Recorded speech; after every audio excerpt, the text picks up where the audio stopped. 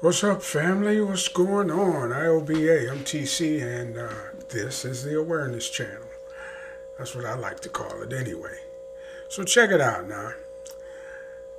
A couple of months back, I, talked about. I like to keep this channel about politics, but I had talked about the situation with Iran and the United States, and how the United States is pushing for a war with Iran. Okay, so now that they've assassinated this top-ranking military official, Soleimani, the United States is ratcheting that shit up, and it's because Trump got impeached, and it's because it's good for a sitting president to have a nice war going on during the election time, and this war was coming anyway, no matter who got in the White House.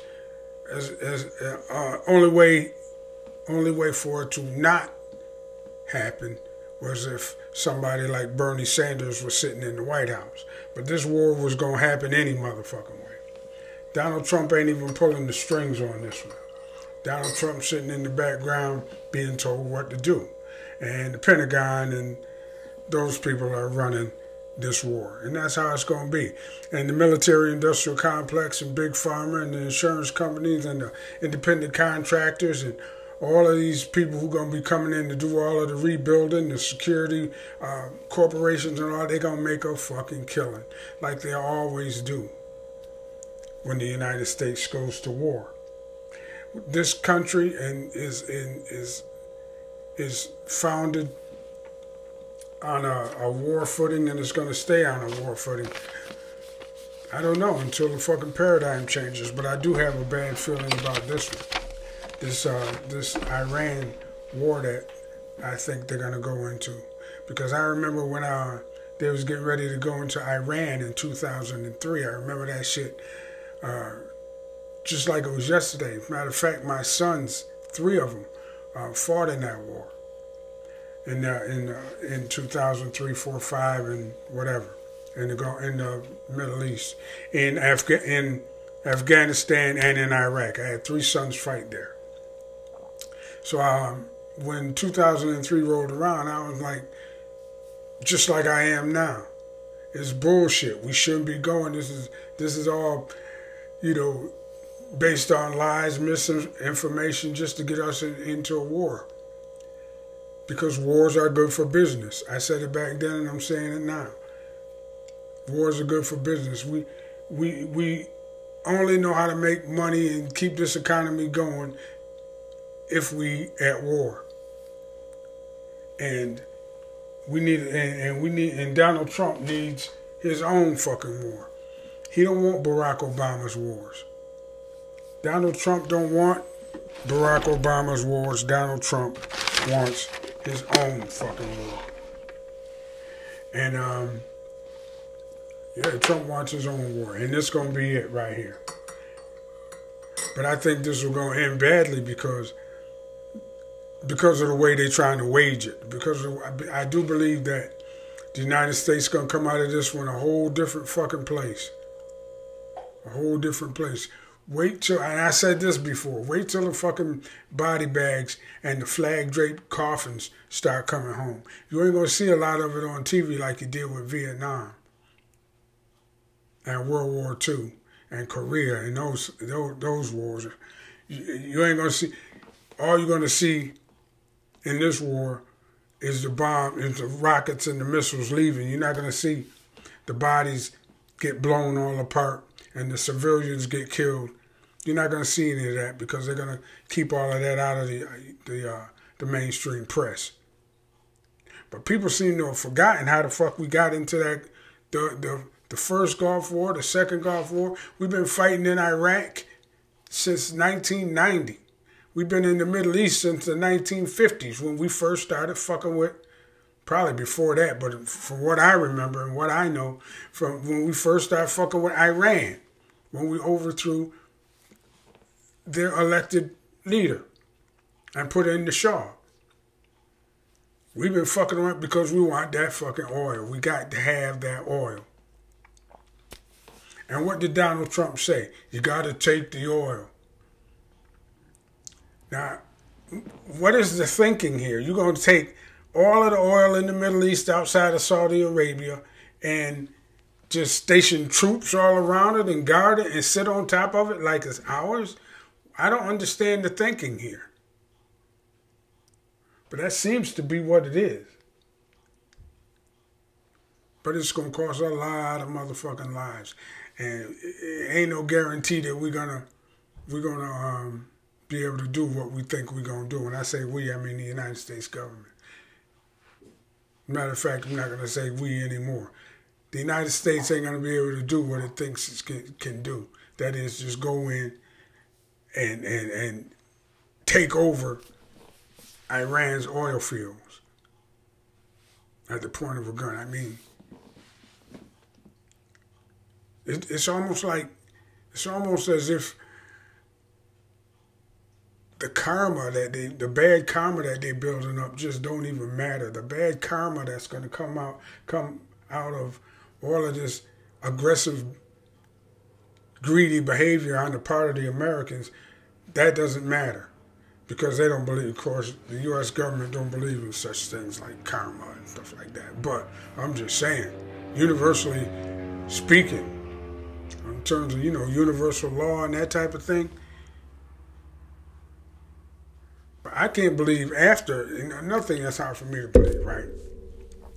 After after Iraq and Bush and Cheney and all of the weapons of mass destruction bullshit that proved to be false, right?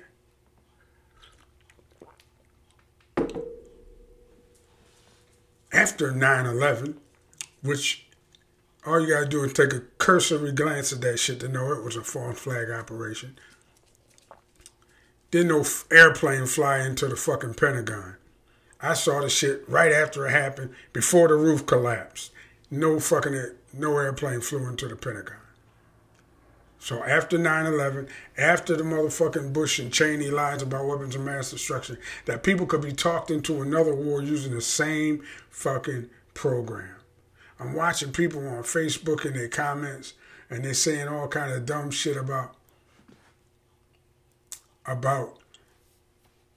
how the United States lost all of these troops to Soleimani, killed all these troops. They don't even know what the fuck they talking about. People who saying that this Soleimani guy, this is the catchphrase. He has American blood on his hands. All of the motherfucking pundits that's in support of this assassination of Qassem Soleimani, they all gonna use the phrase, he had the blood of American soldiers on his hands. They're gonna use some fucking truncation of blood on his hands. They're gonna say that. And they're trying to work that phrase into your fucking head. And it'll stick too, because you're going to hear niggas saying, he had blood on his hand. He had American blood on him. My son fought it. These motherfuckers is drinking the same Kool-Aid that they drank back in 03 and 01 and when Vietnam was going on and all of that shit. But they got to get this war going. Because they want to here's another thing. They want to draw down Afghanistan. We already lost there. The Taliban was there when we got there. The Taliban's still there. They got more land than they had when we got there. So we kind of lost that one. If getting rid of the Taliban in Afghanistan was our objective, we lost. We still in motherfucking Iraq. He wants to draw down Afghanistan so he can pull them troops from there and then pull them troops out of Syria and shift them over to this new fucking fight. To this new war. And it's all about jacking resources. Like I said, they want to, sit on top of everybody's motherfucking oil fields and just dare anybody to say anything about it. But in a manner of speaking, that's exactly what the fuck they want to do. Now, they will keep, wherever the fuck the United States go in the world during wartime, we don't leave. You already know that. I want to see, it's going to be interesting to see if this war winds up making the United States leave the Middle East for a long, long time.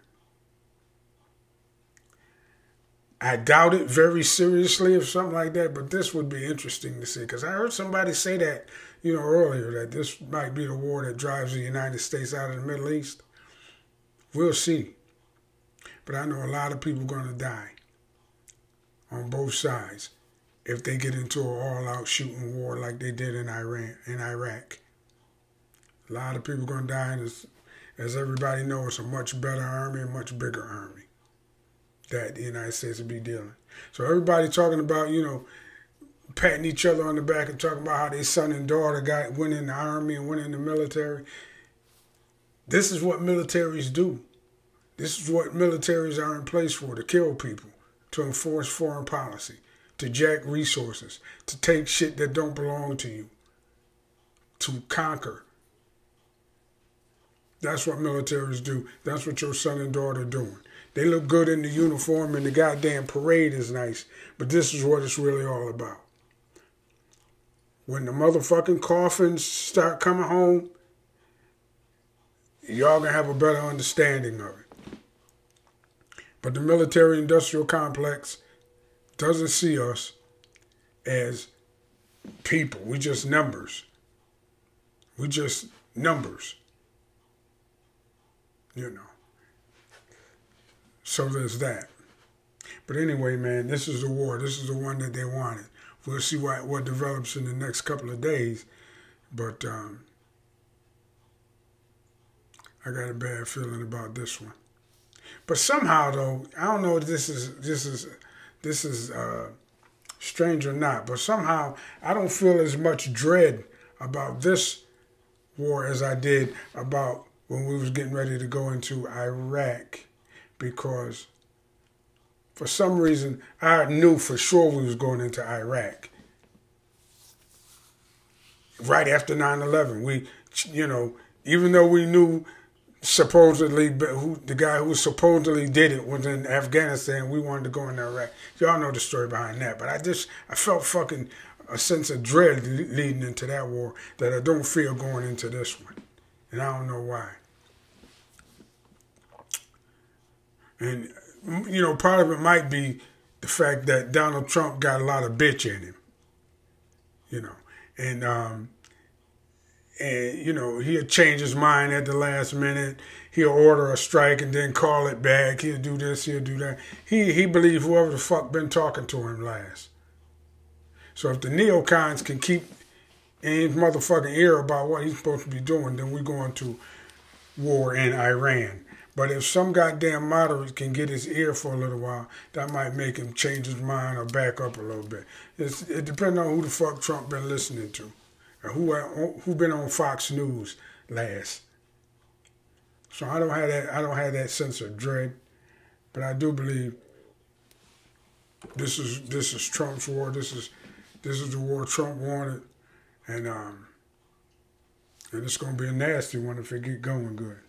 That's it for y'all. For now, y'all. Don't forget to like and subscribe to the channel. I'm building 2 other channels, one for fitness and one for art. And you can find out a little bit about health and fitness. And on my other channel, my 3rd channel, you're going to be able to find out how I create these masterpieces you see behind me, and how you might be able to get yourself one. So check me on that. Like and subscribe. Catch you on the next one. TC, and I'm out.